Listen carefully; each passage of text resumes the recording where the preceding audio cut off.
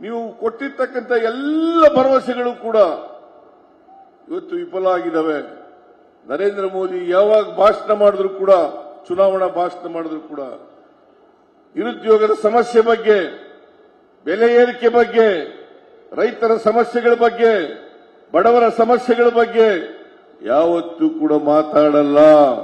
ಅದಕ್ಕೋಸ್ಕರನೇ ಕಾಂಗ್ರೆಸ್ ಪಕ್ಷದಿಂದ ಈ ದೇಶದ ಜನರಿಗೆ, ಕರ್ನಾಟಕದ ಜನರಿಗೆ ಕೊಟ್ಟಿರ್ತಕ್ಕಂಥದ್ದು ಅವರ ಕೊಡುಗೆ ಏನಪ್ಪಾ ಅಂತಂದ್ರೆ ಖಾಲಿ ಚೆಂಬು.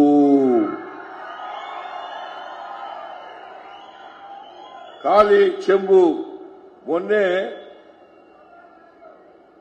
ದೇವೇಗೌಡರ ನರೇಂದ್ರ ಮೋದಿಯವರು ಈಗ ಒಂದಾಗ್ಬಿಟ್ಟಿದ್ದಾರೆ ಇದ್ದಕ್ಕಿದ್ದಾಗಲೇನೆ. ಯಾಕಂತಂದ್ರೆ ಇಬ್ಬರಿಗೂ ಸೋಲ್ತೀವಿ ಅಂತಕ್ಕಂಥ ಭೀತಿಯಿಂದ ಒಂದಾಗಿದ್ದಾರೆ. ಜೆಡಿಎಸ್ ಸ್ವತಂತ್ರವಾಗಿ ಸ್ಪರ್ಧೆ ಮಾಡಿದ್ರೆ ಸೋಲ್ತೀವಿ, ಬಿಜೆಪಿ ಸ್ವತಂತ್ರವಾಗಿ ಸ್ಪರ್ಧೆ ಮಾಡಿದ್ರೆ ಸೋಲ್ತೀವಿ ಅನ್ನೋ ಕಾರಣಕ್ಕೋಸ್ಕರ ಇವತ್ತು ಇಬ್ಬರು ಸೇರಿ ಮೈತ್ರಿಯನ್ನ ಮಾಡಿಕೊಂಡಿದ್ದಾರೆ. ಇದೊಂದು ಅಪವಿತ್ರವಾದಂತ ಮೈತ್ರಿ. ದೇವೇಗೌಡರು ಕಳೆದ ಲೋಕಸಭಾ ಚುನಾವಣಾ ಸಂದರ್ಭದಲ್ಲಿ ಹೇಳಿದ್ರು ಏನಂತ ಅಂದ್ರೆ, ನರೇಂದ್ರ ಮೋದಿ ಅವರು ಮತ್ತೆ ಏನಾದ್ರು ಈ ದೇಶದಲ್ಲಿ ಪ್ರಧಾನಮಂತ್ರಿ ಆದ್ರೆ ನಾನು ಈ ದೇಶನೇ ಬಿಟ್ಟು ಹೋಗ್ಬಿಡ್ತೀನಿ ಅಂತ ಹೇಳಿದ್ರು. ಈ ದೇಶನೇ ಬಿಟ್ಟು ಹೋಗ್ಬಿಡ್ತೀನಿ. ಇನ್ನೂ ಒಂದು ಹೆಜ್ಜೆ ಮುಂದೆ ಹೋಗಿ ಹೇಳಿದ್ರು. ಏನಾದರೂ ಮುಂದಿನ ಜನ್ಮದಲ್ಲಿ ಹುಟ್ಟದಾದ್ರೆ ನಾನು ಮುಸಲ್ಮಾನಾಗಿ ಹುಟ್ಟುತ್ತೇನೆ ಅಂತಕ್ಕಂಥ ಮಾತನ್ನ ಹೇಳಿದ್ರು. ಬಿಜೆಪಿ ಒಂದು ಕೋಮುವಾದಿ ಪಕ್ಷ. ಆ ಪಕ್ಷವನ್ನು ವಾಚಾಮಗೋಚರವಾಗಿ ದೇವೇಗೌಡರು ಬೈದಿದ್ರು. ಮೊನ್ನೆ ಚಿಕ್ಕಬಳ್ಳಾಪುರದಲ್ಲಿ ನರೇಂದ್ರ ಮೋದಿಯವರು ಮತ್ತು ದೇವೇಗೌಡರು ಒಟ್ಟಿಗೆ ಸಭೆ ನಡೆಸಿದರು. ದೇವೇಗೌಡರು ಹೇಳಿದರು, ಮನಮೋಹನ್ ಸಿಂಗ್ ರವರು ಕೊಟ್ಟಿದ್ದಂತ ಖಾಲಿ ಚೊಂಬು, ಮನಮೋಹನ್ ಸಿಂಗ್ ರವರು ನರೇಂದ್ರ ಮೋದಿ ಅವರಿಗೆ ಬಿಟ್ಟೋಗಿದ್ದದ್ದು ಖಾಲಿ ಚೊಂಬು. ಈಗ ನರೇಂದ್ರ ಮೋದಿಯವರು ಪ್ರಧಾನಮಂತ್ರಿ ಆದಮೇಲೆ ಈ ದೇಶದಲ್ಲಿ ಅಕ್ಷಯ ಪಾತ್ರ ಆಗ್ಬಿಟ್ಟದೆ. ಎಂಥ ಸುಳ್ಳು. ನರೇಂದ್ರ ಮೋದಿಯವರು ದೇವೇಗೌಡರು ಏನು ಪೈಪೋಟಿ ಬಿದ್ದವರತ್ತ ಒಬ್ಬರಿಗಿಂತ ಜಾಸ್ತಿ ಒಬ್ಬರು ಸುಳ್ಳನ್ನ ಹೇಳಲಿಕ್ಕೆ ಪ್ರಾರಂಭ ಮಾಡಿದರು. ಅದರಿಂದ ಇವತ್ತು ನರೇಂದ್ರ ಮೋದಿಯವರು ಬರೀ ಸುಳ್ಳುಗಳನ್ನ ಈ ದೇಶದಲ್ಲಿ ಹೇಳ್ಕೊಂಡು ಕರ್ನಾಟಕದ ಜನರನ್ನ ದಾರಿ ತಪ್ಪಿಸ್ತಕ್ಕಂಥ, ಈ ದೇಶದ ಜನರನ್ನ ದಾರಿ ತಪ್ಪಿಸ್ತಕ್ಕಂಥ ಪ್ರಯತ್ನವನ್ನು ಮಾಡಿದ್ದಾರೆ. ಇವತ್ತು ನಾವು ಬೆಲೆ ಏರಿಕೆಯಿಂದ ಜನರು ತತ್ತರಿಸಿದ್ದಾರೆ ಅನ್ನೋ ಕಾರಣಕ್ಕೋಸ್ಕರ ನಿರುದ್ಯೋಗದ ಸಮಸ್ಯೆಯನ್ನ ಕೇಂದ್ರ ಸರ್ಕಾರದಿಂದ ಬಗೆಹರಿಸಲಿಕ್ಕೆ ಸಾಧ್ಯ ಆಗಲಿಲ್ಲ. ಹಾಗಾಗಿ ನಾವು ಕಳೆದ ಚುನಾವಣೆಯಲ್ಲಿ 5 ಗ್ಯಾರಂಟಿಗಳನ್ನು ಘೋಷಣೆ ಮಾಡಿದ್ದು. ಒಂದು ಶಕ್ತಿ ಯೋಜನೆ, ಎರಡನೇದು ಅನ್ನಭಾಗ್ಯ, ಮೂರನೇದು ಗೃಹ ಜ್ಯೋತಿ, ನಾಲ್ಕನೇದು ಗೃಹಲಕ್ಷ್ಮಿ, ಐದನೇದು ಯುವ ನಿಧಿ. ಇವುಗಳನ್ನು ಘೋಷಣೆ ಮಾಡಿದಾಗ ಕೂತ್ಕೊಳ್ರಮ್ಮ, ಕೂತ್ಕೊಳ್ರಿ.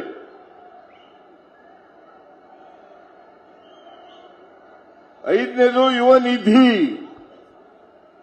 ನಾವು ಅಧಿಕಾರಕ್ಕೆ ಬಂದ 8 ತಿಂಗಳಲ್ಲಿ ಎಲ್ಲ ಗ್ಯಾರಂಟಿಗಳನ್ನು ಕೂಡ ಜಾರಿ ಕೊಟ್ಟಿದ್ದೀವಿ. ನರೇಂದ್ರ ಮೋದಿಯವರು ಹೇಳಿದ್ರು, ಈ ಗ್ಯಾರಂಟಿಗಳನ್ನ ಕಾಂಗ್ರೆಸ್ ಪಕ್ಷ, ಕಾಂಗ್ರೆಸ್ ಸರ್ಕಾರ ಜಾರಿ ಮಾಡಲಿಕ್ಕೆ ಸಾಧ್ಯ ಇಲ್ಲ. ಒಂದು ವೇಳೆ ಇವನ್ನೇನಾದರೂ ಜಾರಿ ಮಾಡಿದ್ರೆ ಕರ್ನಾಟಕ ರಾಜ್ಯ ಆರ್ಥಿಕವಾಗಿ ದಿವಾಳಿ ಆಗ್ತದೆ ಅಂತಕ್ಕಂಥ ಮಾತುಗಳನ್ನು ಹೇಳಿದರು. ಇವತ್ತು ನಾವು 5 ಯೋಜನೆಗಳನ್ನು ಜಾರಿ ಮಾಡಿದ್ದೀವಿ. ಇನ್ನೂ ಮ್ಯಾನಿಫೆಸ್ಟೋನಲ್ಲಿ ಹೇಳಿದ್ದಂತ 82 ಭರವಸೆಗಳನ್ನು ಈಡೇರಿಸಿದ್ದೀವಿ. ಆದರೆ ಕರ್ನಾಟಕ ಆರ್ಥಿಕವಾಗಿ ದಿವಾಳಿ ಆಗಲಿಲ್ಲ. 36,000 ಕೋಟಿ ರೂಪಾಯಿಗಳನ್ನು ಖರ್ಚು ಮಾಡಿದ್ದೀವಿ. ಮುಂದಿನ ವರ್ಷಕ್ಕೆ 52,009 ಕೋಟಿ ರೂಪಾಯಿಗಳನ್ನ ಬಜೆಟ್ನಲ್ಲಿ ಅದನ್ನ ಇಡ್ತಕ್ಕಂಥ ಪ್ರಯತ್ನವನ್ನು ಮಾಡಿದ್ದೇವೆ. ಇಲ್ಲಿ ಕರ್ನಾಟಕದ ಬಿಜೆಪಿಯವರು ಹೇಳ್ತಾರೆ ಈ ಗ್ಯಾರಂಟಿಗಳು ಚುನಾವಣೆ ಆದ್ಮೇಲೆ ನಿಲ್ಲಿಸ್ಬಿಡ್ತಾರೆ, ಈ ಲೋಕಸಭಾ ಚುನಾವಣೆ ಆದ್ಮೇಲೆ ನಿಲ್ಲಿಸ್ತಾರೆ ಅಂತ ಹೇಳಿ ಅದನ್ನ ಪ್ರಚಾರ ಮಾಡ್ತಕ್ಕಂಥ ಕೆಲಸವನ್ನು ಮಾಡ್ತಾ ಇದ್ದಾರೆ. ಆದ್ರೆ ನಾನು ಹೇಳ್ತೀನಿ, ನಾವು ಬಿಜೆಪಿ ಅಲ್ಲ, ಕೊಟ್ಟ ಮಾತಿನಂತೆ ನಡ್ಕೊಳ್ಳೋರು.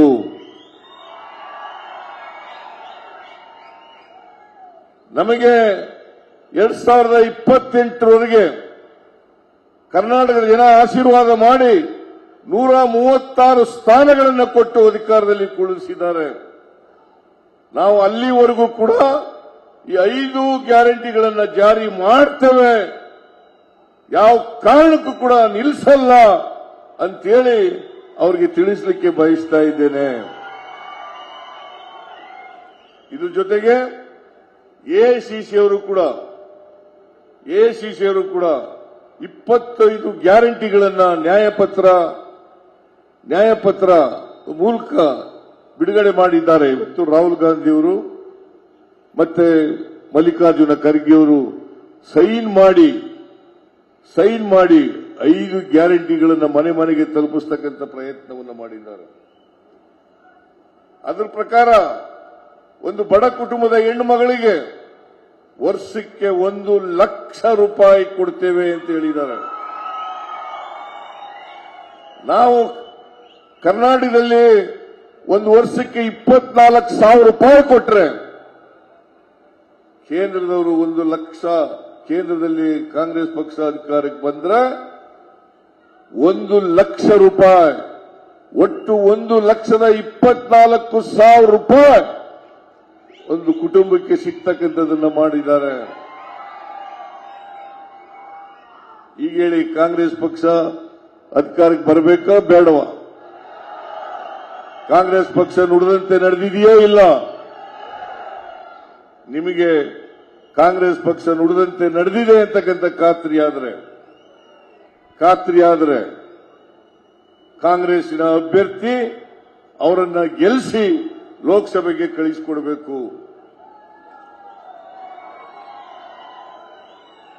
ಕಳೆದ ಲೋಕಸಭಾ ಚುನಾವಣೆಯಲ್ಲಿ 25 ಜನ ಲೋಕಸಭೆಗೆ ಬಿಜೆಪಿಯಿಂದ ಆಯ್ಕೆಯಾಗಿದ್ದರು. ಒಬ್ರು ಇಂಡಿಪೆಂಡೆಂಟ್, ಒಬ್ರು ಜೆಡಿಎಸ್, ಒಬ್ರು ಕಾಂಗ್ರೆಸ್. ಆಮೇಲೆ ಇದಾದ್ಮೇಲೆ ಇಂಡಿಪೆಂಡೆಂಟ್ ಸುಮಲತಾ ಅವರು ಕೂಡ ಬಿಜೆಪಿಗೆ ಬೆಂಬಲವನ್ನು ಘೋಷಣೆ ಮಾಡಿದರು. ಈಗ ಪ್ರಜ್ವಲ್ ರೇವಣ್ಣ ಜೆಡಿಎಸ್ನಿಂದ ಗೆದ್ದಿದ್ದವರು, ಅವರು ಕೂಡ ಸೇರ್ಕೊಂಡ್ರು. ಒಟ್ಟು 27 ಜನ ಎಂಪಿಗಳಾದರು. ಯಾವತ್ತಾದರೂ ಕರ್ನಾಟಕಕ್ಕೆ ಆಗಿರ್ತಕ್ಕಂಥ ಅನ್ಯಾಯದ ಬಗ್ಗೆ ಪ್ರಸ್ತಾಪ ಮಾಡಿದಾರ? ಬಾಯಿ ಬಿಟ್ಟಿದಾರ? ಇಲ್ಲಿ ಮಿನಿಸ್ಟರ್ ಇದ್ರಲ್ಲ, ಯಾರು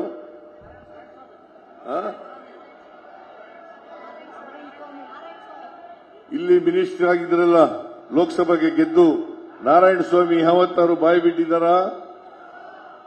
ಈ ಕಾರಜೋಳ ಯಾವತ್ತಾರು ಬಾಯಿ ಬಿಟ್ಟಿದಾರ? ಮತ್ತೆ ಯಾಕೆ ಗೆಲ್ಲಿಸ್ತೀರಿ ಅವರಿಗೆ? ಕಾರಜೋಳ ಅವರು ಇಲ್ಲಿ ಬಂದಾಗ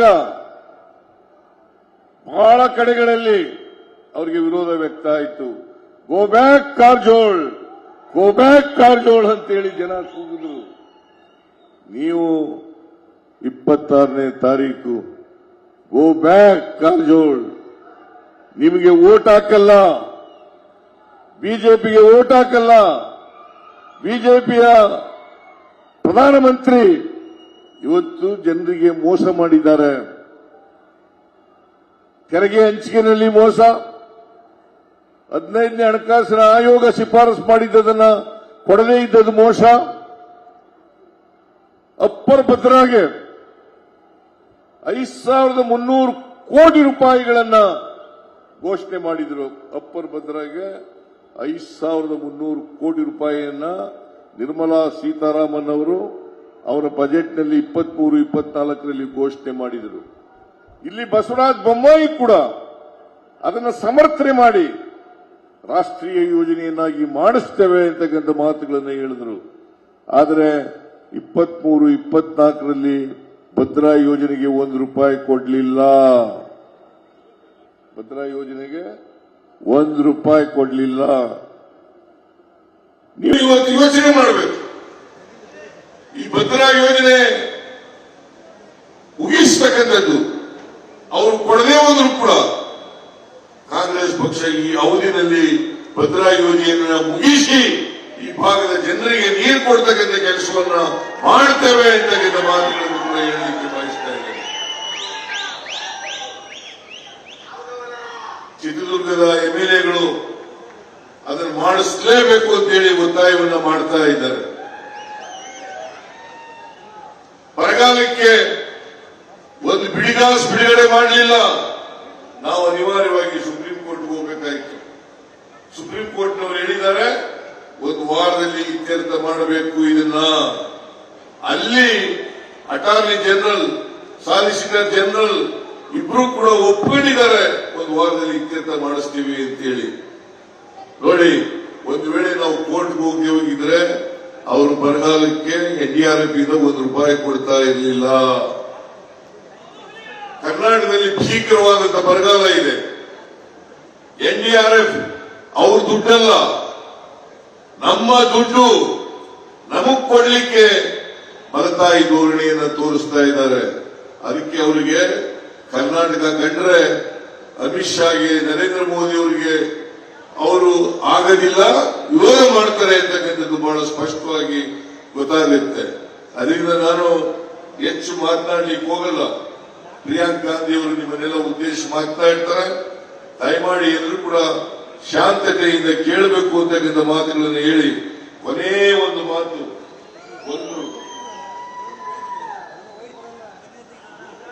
ಈ ಜಿಲ್ಲೆಯಲ್ಲಿ ಇಡೀ ರಾಜ್ಯದಲ್ಲಿ ಗೊಲ್ಲರನ್ನ ಎಸ್ಟಿಗೆ ಸೇರಿಸಿ ಅಂತೇಳಿ ನಾನು ಶಿಫಾರಸು ಮಾಡಿದ್ದೆ.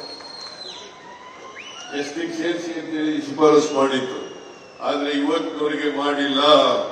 ಕೇಂದ್ರದಲ್ಲಿ ಕಾಂಗ್ರೆಸ್ ಪಕ್ಷ ಅಧಿಕಾರಕ್ಕೆ ಬಂದ್ರೆ ಅವರನ್ನ ಎಸ್ಟಿಗೆ ಸೇರಿಸಲಿಕ್ಕೆ ಎಲ್ಲ ಪ್ರಯತ್ನಗಳನ್ನು ನಾವು ಮಾಡ್ತೇವೆ ಅಂತಕ್ಕಂಥ ಮಾತುಗಳನ್ನ ಈ ಸಂದರ್ಭದಲ್ಲಿ ಹೇಳಿ ನನ್ನ ಮಾತನ್ನು ಮುಗಿಸ್ತೇನೆ. ನಿಮ್ಮೆಲ್ಲರಿಗೂ ನಮಸ್ಕಾರ.